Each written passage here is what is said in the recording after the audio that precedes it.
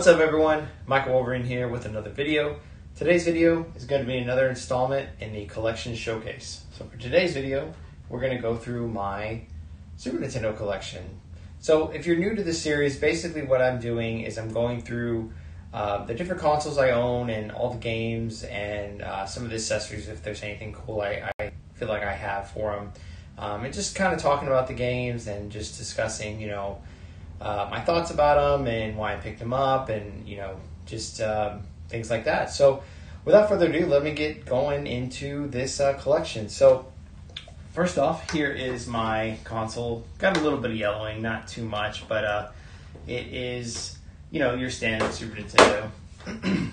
And first thing up I have is the Super Game Boy. Now, this is a fantastic accessory, and what better game to play on the Super Game Boy than Donkey Kong? That's right, BCB, I finally got it. But yeah, so basically this is one of probably the best accessories you can get for any console.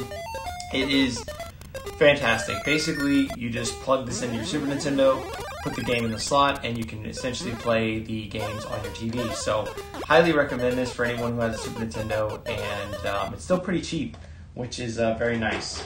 So just put that right there. Alright, so let's go through my games. So first up, we got Frank Thomas Big Hurt Baseball. This game was kind of one that I owned as a kid on the Sega Genesis. Had a lot of fun playing it. Kind of has like that digitized actor graphics. So it kind of looks a little bit better than some of the other 16-bit baseball games I've seen.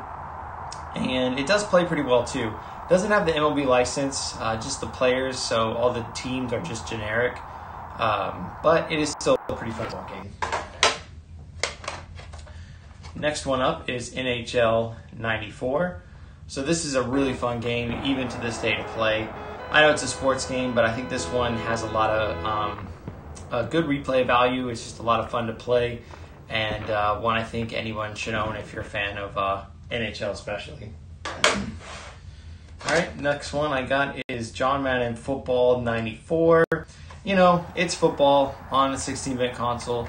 Nothing special, but I think I want to, and just figured I'd buy it and play it a little bit. So not much to say about that one.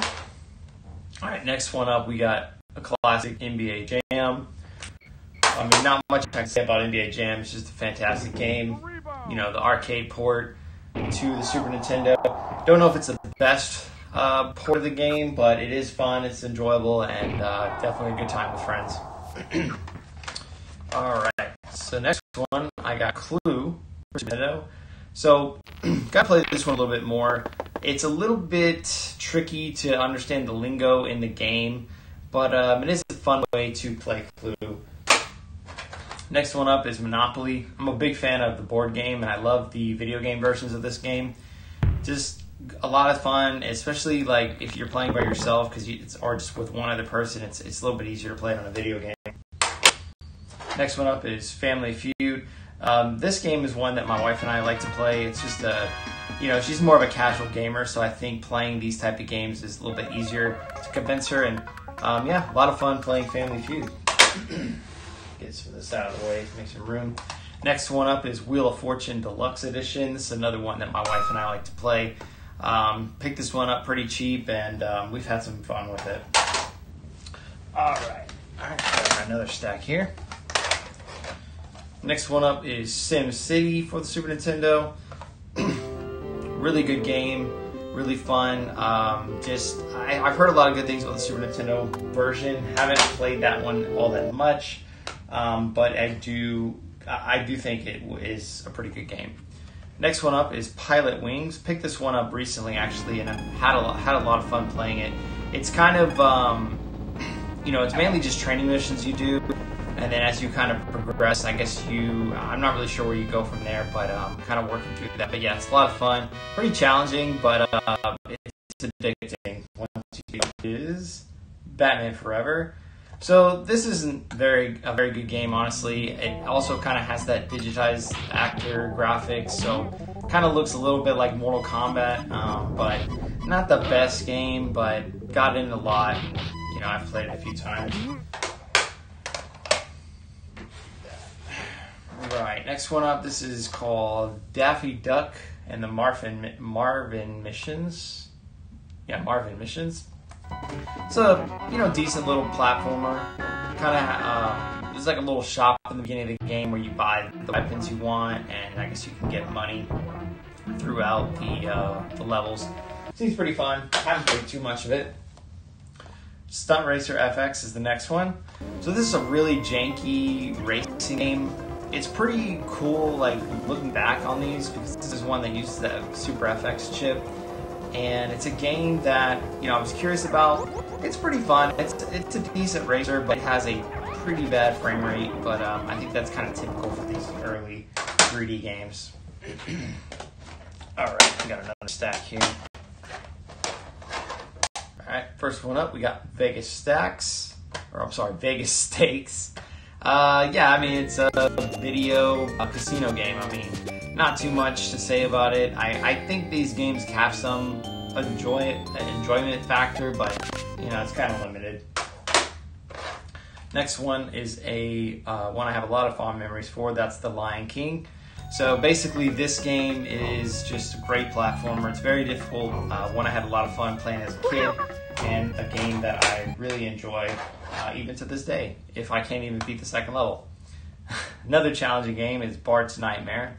So this game is just like ridiculously hard. I can't even get a paper in the game. So basically the concept is Bart's having a nightmare, and you have to jump into these papers, and then you do like a mini game, or some of them are a little bit more fleshed out than that. But basically, you have to win, and then you get the paper, and I think you have to beat each game, and they're just so difficult. I haven't been able to do it.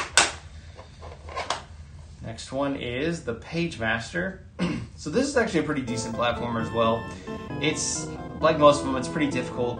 But I remember we had a videotape for the Pagemaster VHS, and there was this trailer for this game. And I always remember watching it and just really wanting to play the game. And rented it a few times and just couldn't get very far into it because it's just so challenging. All right, next one up, we got Battletoads and Double Dragons. So this is essentially, you know, obviously a combo beat 'em up, or it's basically a beat 'em up with both of those games combined. And yeah, it's a good time. I mean, it's a really well-made beat 'em up, made by Rare, and it just has, you know, a lot of fun. It's very satisfying to like beat up enemies. So I really recommend this one for anyone. It's pretty tough, but it's a good time. All right, next one up is Batman Returns. So this is also another beat 'em up. Basically, this is, you know, from Konami, so it has that kind of Turtles in Time vibe. Only downside is it's only one player, but it's a pretty solid beat 'em up. Definitely worth checking out. Next one is really challenging game. Super Ghouls and Ghosts. Yep, Super Ghouls and Ghosts. Haven't been able to get past the first level, but I'm looking to, you know, just play a little bit more, get a little bit better at it. Just stupid hard, but it's a lot of fun. I mean, that's the one thing I can say. It's difficult, but it's enjoyable. Alright. Next one up, we got Super Return of the Jedi. Classic. These early Star Wars games for the Super Nintendo were a lot of fun. All of them. Great games. Tough platformers, but definitely fun. And if you're a Star Wars fan, I definitely think you would enjoy these. I definitely think you would enjoy them. Alright, next one up, we got Desert Strike, Return to the Gulf. Haven't gotten too much into this one. I think it was just another cheap one I picked up when I saw it. Seems pretty decent, but again, haven't played too much of it. Next one up, I got Wild Snake. So this is like, it's made by the creator of Tetris, I believe. It says on the cartridge. And essentially it's a puzzle game. And it's a little bit similar to Tetris. You're just matching colors, but the snakes have kind of a pattern to them. So whenever they you take out a matching color, the other ones will kind of slither in the space. So it kind of has a little bit of difference to it than Tetris. Pretty fun. Got decent music too. Next one up is Paperboy 2, solid arcade port for the Super Nintendo, one that is just a good time. And you know, pretty shallow game. You know, once you kind of go through it a couple times, it's pretty much all it expects. It's just kind of a high score type game, but it is fun to play here and there. All right, next one up is Super RType. Really good shooter. Love this game. I never played it before until I got the Super Nintendo recently. And when I first got into it, it really hooked me. It's challenging and it's a good time. So if you're into shooters, this is a good one to pick up, especially because it's pretty cheap. A lot of shooters typically tend to be pretty pricey. This one is fairly inexpensive still. All right, next one up, we got Super Bowling. So essentially this is a bowling game.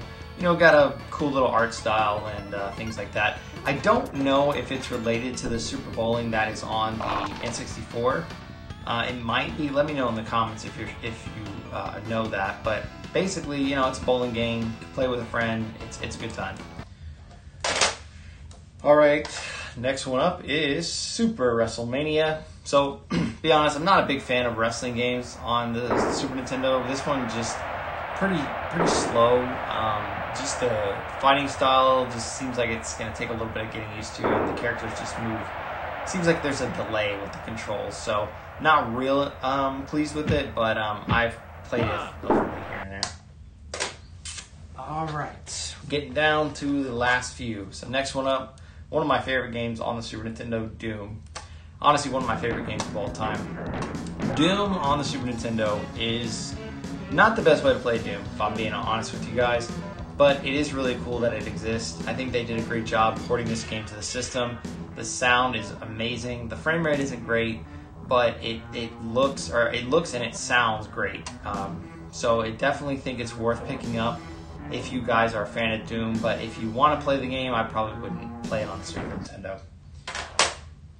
All right, another one of my favorites on this console, Zelda: A Link to the Past. So I'm playing through this. Never actually did in you know, my younger days, but I am really enjoying it. It's a game that just seems to be. It's a lot more challenging than the Zelda games that I've played because I kind of got into them around the N64 era. So it's pretty challenging, but once you kind of get the hang, you start to build up Link a little bit, it gets a little bit easier, but a lot of fun, looks amazing, sounds great, and just can definitely see why this is a classic. All right, a must-own you gotta have on the Super Nintendo, Super Mario World. The amazing platformer, pack-in title for most of the consoles in its heyday. Just a great classic game. Everybody's gotta have Super Mario World. And to go along with that, I also have Super Mario World 2 Yoshi's Island. Now, what's cool about this one is it's obviously a different style than Super Mario World. It's not as much to get to the end of the level. It's more exploratory, where you kind of have to get different items and things like that. But it's a good time. So if you guys are looking for more Super Mario, I mean, I don't have to tell you about Yoshi's Island. I'm sure most of y'all know, but it is it's a great game. Next one up is Super Mario AllStars. So, you got Super Mario 1, 2, 3, and then the Lost Levels on this cartridge, so it's a great value. Don't know if the Super Mario 2 and Super Mario 3 ports are the best to play on this cartridge compared to the NES version. There's a little bit of a control difference, which kind of threw me off when I first noticed it. But the cool thing is they have a save feature, which the NES versions didn't, so that is a nice quality of life improvement. And it's just a good title to have, just to have these available on the Super Nintendo. Alright, another one is Super Castlevania IV. I'm really trying to get into the Castlevania series. I didn't really play it much growing up, because I mainly was on the Sega Genesis was the console I had, so I'm trying to get more into Castlevania. They're very challenging games, but a lot of fun. Alright, last stack, guys. First one up is Turtles in Time. I mean, absolute classic for the console. Great beat 'em up, great arcade port. If you're a Turtles fan, you'll love it. If you're a beat 'em up fan, you'll love it. Fantastic game. Another good racing game, we got FZero. So, love F-Zero. I kind of tend to like F-Zero a little bit more than Mario Kart personally. I just think the sound's better, or I'm sorry, the music, and then the game I just enjoy it a little bit more. I think Mario Kart also F-Zero really isn't being used by Nintendo these days, so I think that's probably more of it. But the Super Nintendo game is a lot of fun and it's still pretty cheap, so definitely recommend it. Now, probably my favorite game on the Super Nintendo is this one, Super Metroid. I'll be honest, I recently picked it up and played through it for the first time. Absolutely loved it. The game just has just amazing atmosphere, sound, exploration. It just literally just throws you in there and gives you no direction, and you just have to kind of figure it out. And it can be a little intimidating at first, but once you start to build your character and then you start to get more acclimated with the game, you start to backtrack through different parts of the level and you realize, oh, I can access here now, or I can access there now. It just really is an enjoyable experience. So definitely a game I recommend everybody pick up and play. However you decide to play it, I definitely think this is a game everyone should play.